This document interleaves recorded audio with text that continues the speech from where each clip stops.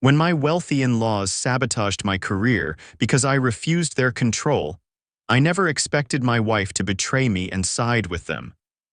As I walked away with nothing but my dignity, I had no idea they would all come crawling back one by one. Watch until the end. Subscribe to the channel and let us know where you're watching from in the comments.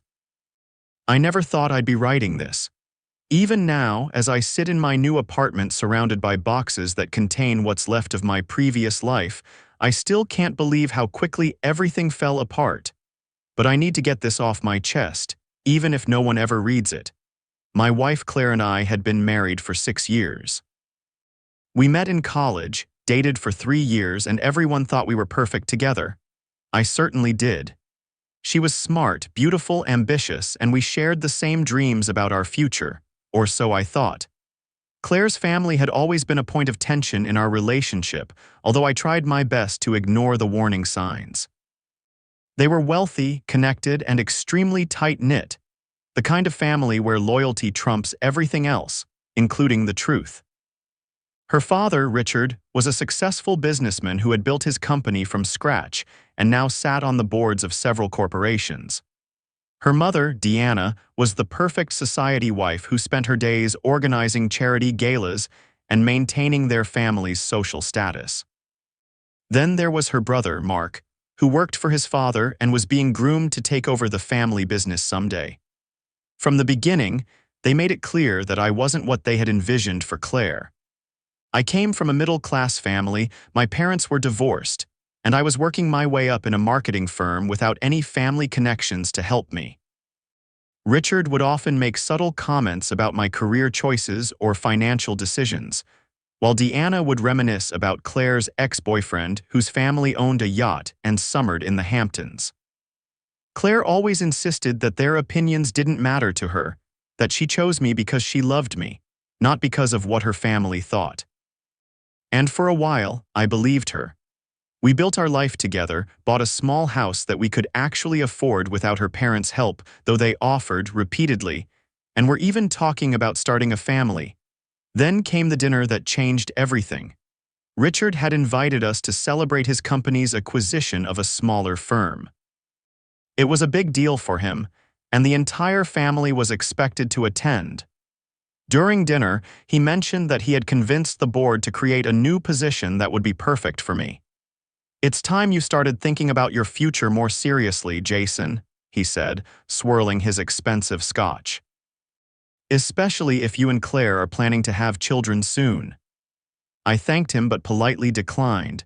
I explained that I was actually up for a promotion at my current job, and I was excited about the creative direction my team was taking.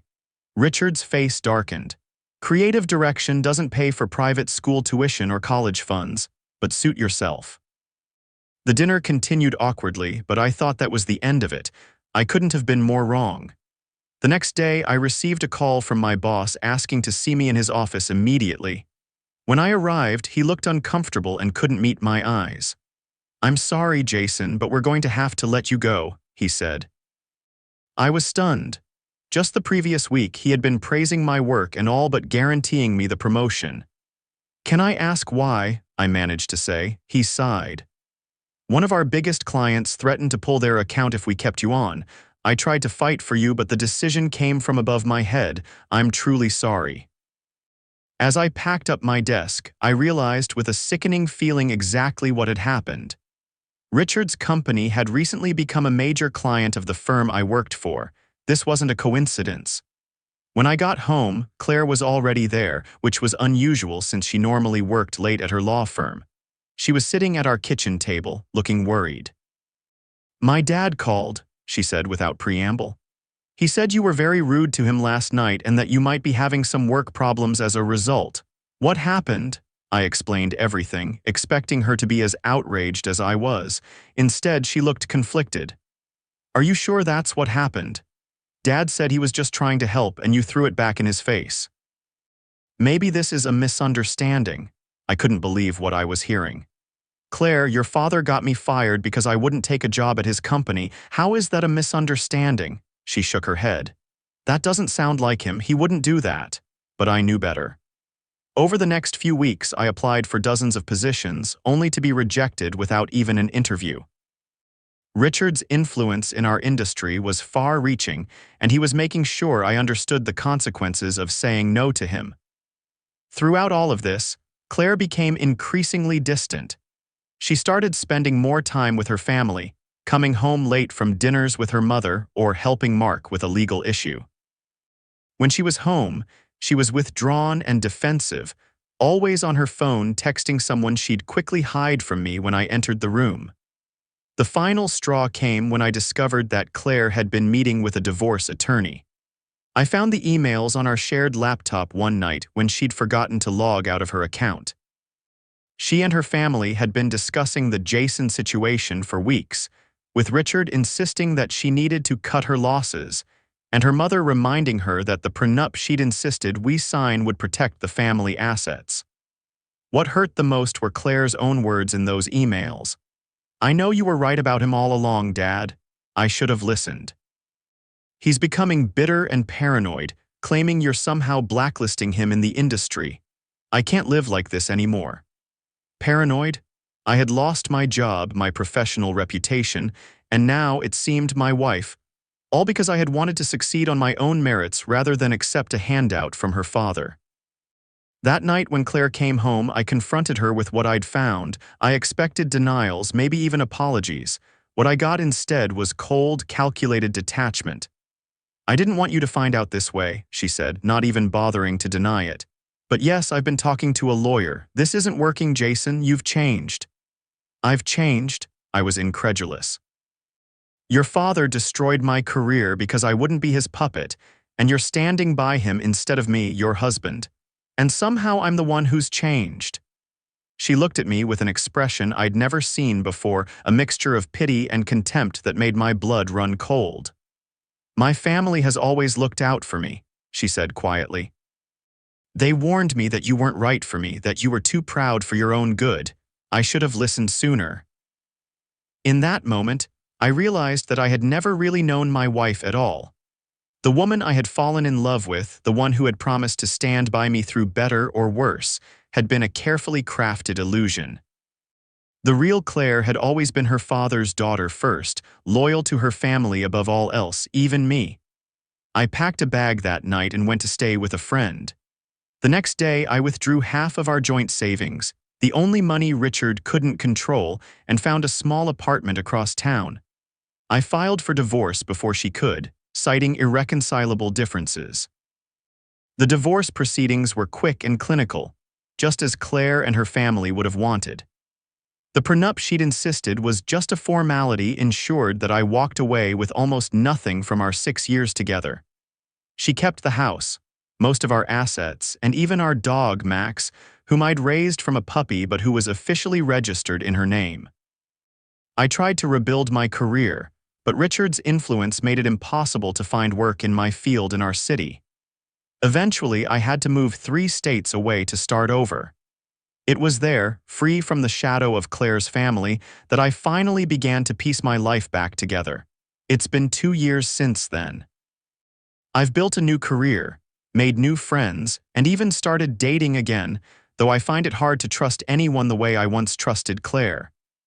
Some nights, I still wake up wondering how I could have been so blind, how I could have believed that love would be enough to overcome the barriers of class and family loyalty that Claire had been raised with.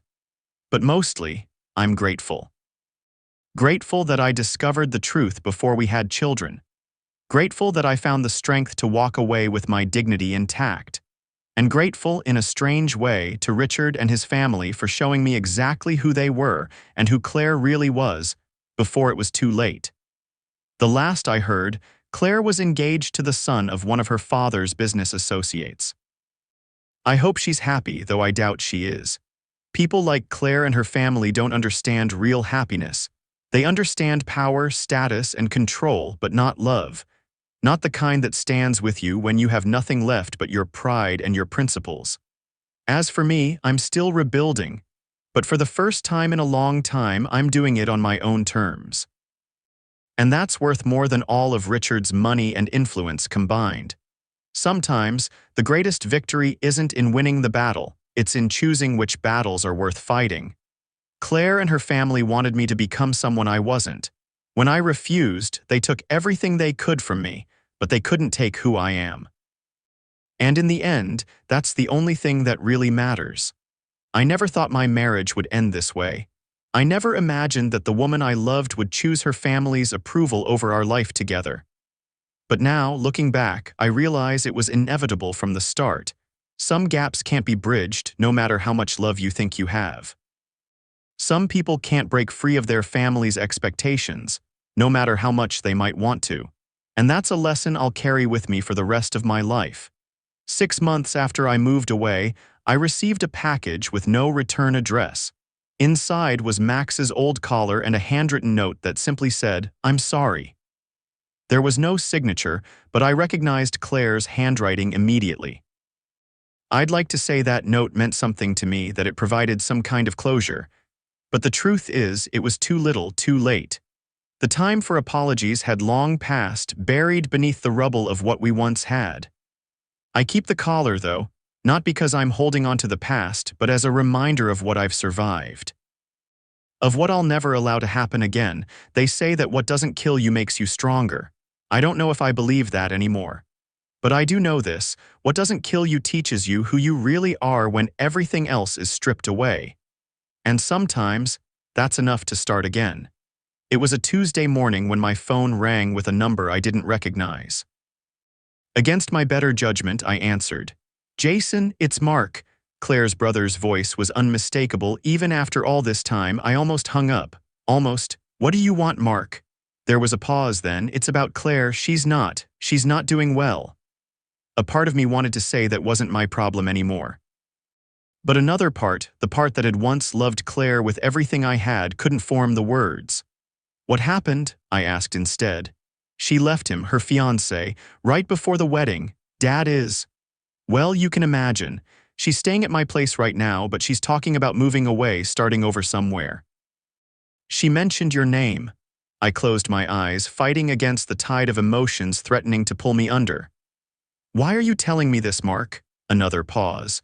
"Because I was wrong, we all were. What we did to you, it wasn't right, and I think Claire finally sees that too." I wanted to believe him.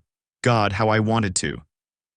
But I remembered too clearly the cold calculation in Claire's eyes that last night, the ease with which she had discarded our marriage when it became inconvenient to her family's plans. "I appreciate the call, Mark, I really do, but that chapter of my life is closed now. I wish Claire all the best, but I can't be involved." "I understand," he said, and surprisingly, I thought he actually might. "Take care of yourself, Jason." After we hung up, I sat in my apartment for a long time, thinking about what might have been. In another life, perhaps Claire would have chosen me over her family's expectations. In another life, perhaps we would have built something real together, something that could withstand the pressure from outside forces. But not in this life. In this life, I had learned the hard way that some people will always revert to what they know, to the values they were raised with when pushed to choose. Claire had made her choice years ago, and so had I. I deleted Mark's number from my phone and went back to work on the proposal I'd been developing for a new client. My new company was small but growing, built on my own terms without compromise. There was a certain poetry in that, I thought. From the ashes of what Richard had destroyed, I had created something new, something entirely my own. That night, I dreamt of Claire for the first time in months. In my dream, she was standing at our old front door, asking to come home. I woke before I could answer her, my heart pounding, my sheets twisted around me. The dream lingered as I got ready for work, a ghostly presence just at the edge of my consciousness. What would I have said to her, I wondered, if the dream had continued? Would I have let her in, or would I have finally found the strength to close that door forever? The answer came to me as I was driving to work, sudden and clear as daylight. It didn't matter. The Claire I had loved didn't exist anymore, perhaps she never had. And the man who had loved her so blindly, so completely, he was gone too, transformed by betrayal and survival into someone stronger, someone wiser. Someone who knew, finally and irrevocably, that sometimes walking away isn't a failure. Sometimes it's the only victory you can claim. and that would have to be enough. 3 years later, I was back in my hometown for a conference. I hadn't planned to return. There were too many memories, too many ghosts lurking around every corner, but my business was expanding, and this conference represented a major opportunity. I couldn't afford to miss it because of personal ghosts. I was at the hotel bar after the first day of meetings when I saw her. Claire was sitting alone at a table by the window, nursing what looked like a glass of white wine. She hadn't seen me yet. I had a moment to decide, slip away unnoticed or acknowledge her presence.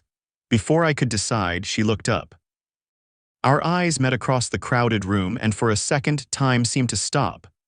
She looked different. Her hair was shorter, and there was a weariness around her eyes that hadn't been there before, but she was still undeniably Claire. She didn't smile, neither did I.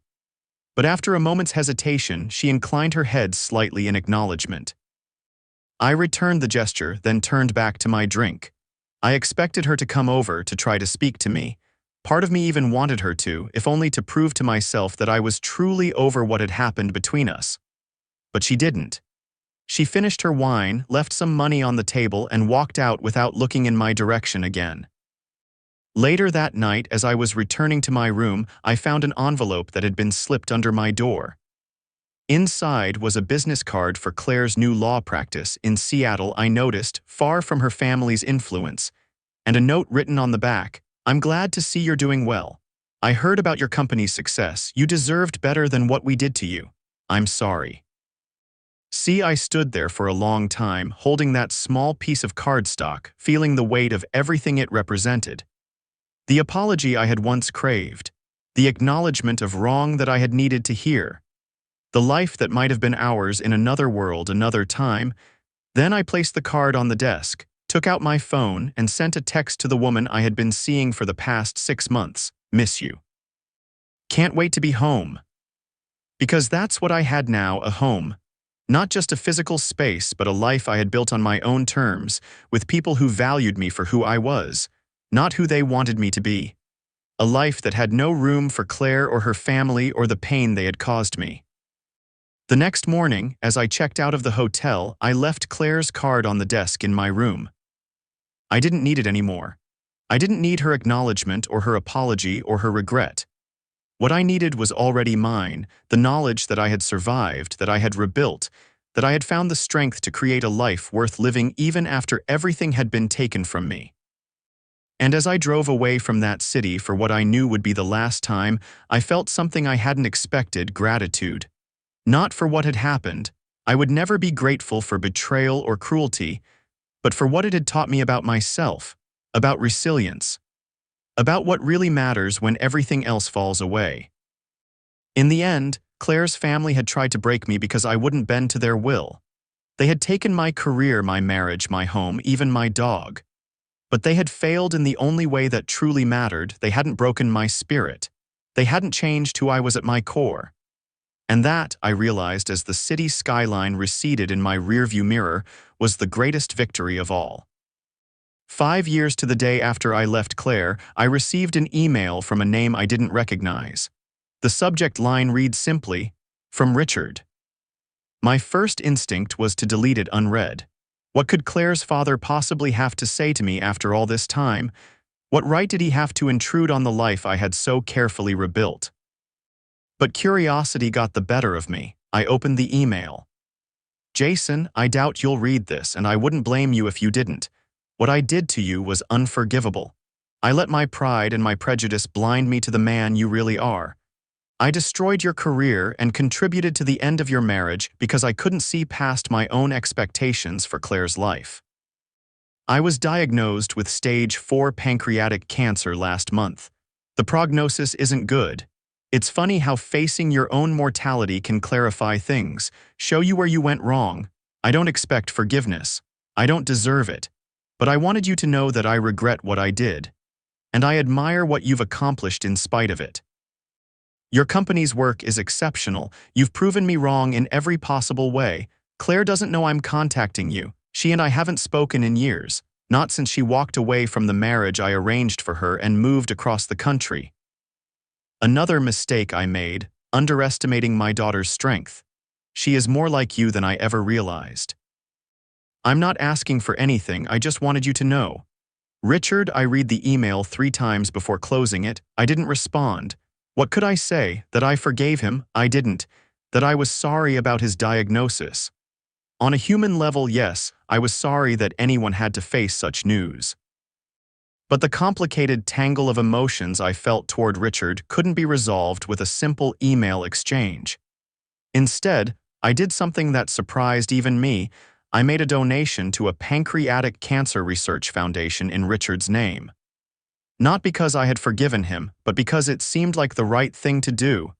The thing that the man I had become would do, regardless of the past. I never heard from Richard again. 6 months later, I came across his obituary online. Claire was listed among the survivors, along with her mother and brother. There was no mention of a husband or children for Claire. I wondered briefly what path she had chosen after walking away from the life her father had planned for her, but I didn't dwell on it. Her choices were her own now, just as mine were my own. That night I told my girlfriend, now my fiancée, about Richard's death, about the whole story, really. I had shared bits and pieces with her before, but never the full extent of what had happened with Claire and her family. "Are you okay?" she asked when I had finished, her hand warm in mine. I thought about it for a moment. "Yes," I said, and I meant it. "It was a long time ago, another life." She squeezed my hand. "I'm glad you found your way to this one, to me." I smiled at her, this woman who loved me for exactly who I was, who had never tried to change me or mold me into someone else's vision. Me too. Later, as she slept beside me, I thought about the strange, twisting path that had led me here, about all the pain and loss and rebuilding, about how sometimes the worst thing that happens to you can lead you to the best place you've ever been. I thought about Claire too, wondering if she had found peace, if she had finally broken free of the expectations that had ruled her life for so long. I hoped she had. Despite everything, I didn't wish her ill. What had happened between us had been as much a product of her upbringing, of the values instilled in her from childhood, as it had been any personal failing. In the darkness of our bedroom, with the future stretching out before me filled with possibilities I had once thought lost forever, I realized something important. Forgiveness isn't always a gift you give to others. Sometimes it's a gift you give to yourself, permission to move forward, permission to be happy even after those who hurt you have left their mark. I hadn't forgiven Richard or Claire, not really. But I had forgiven myself for being blind to the warning signs, for believing in a love that wasn't strong enough to withstand pressure, for nearly losing myself in the aftermath of betrayal. And in doing so, I had finally, completely let go of the past. As I drifted off to sleep, I felt lighter than I had in years. The weight of what had been done to me no longer pressed down on my chest, no longer colored my view of the world. It was just a story now, sad, yes, but also instructive. A reminder of how far I had come, of how much I had overcome, of how, sometimes, losing everything you thought you wanted can lead you exactly where you were meant to be all along.